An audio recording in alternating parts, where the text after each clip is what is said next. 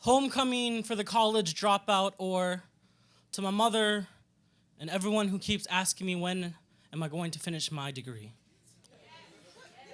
To answer the question, maybe when college doesn't make me want to relapse or kill myself.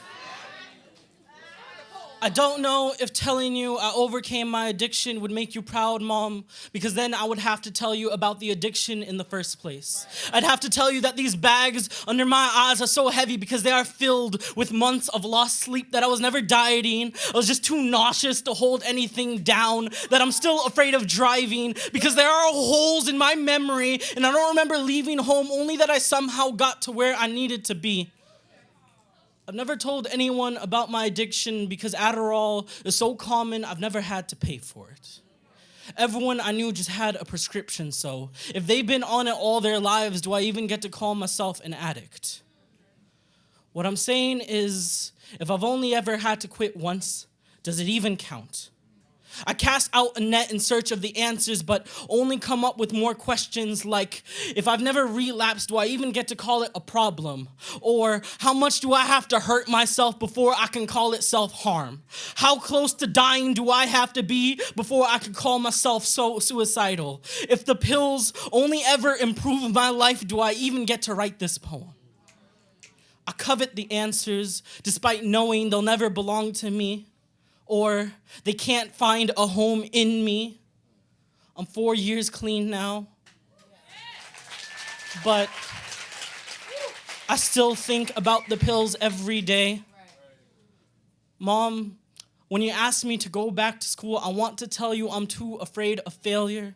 That as long as I do not try again, I cannot fail. As long as I do not try again, I will not relapse. Did you know? The only time you ever told me you were proud of me was at the peak of my addiction. You told me you were so proud of me for finally losing all that weight, so proud of me for finally having straight A's, so proud of me for drowning in an ocean of my own helplessness.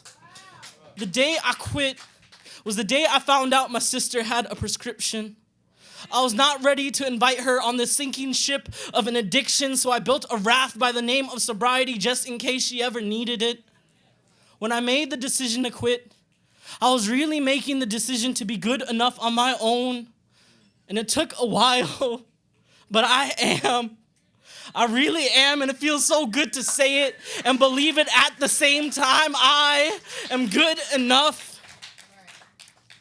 And Mom, if you're hearing this poem for the first time, I need you to know that none of this was your fault. You gave me the strongest foundation a mother could give, but addiction was not a wolf blowing at my walls. Addiction was a poltergeist come to make me haunted house. And loving myself sober is the only exorcism I have ever known to be true.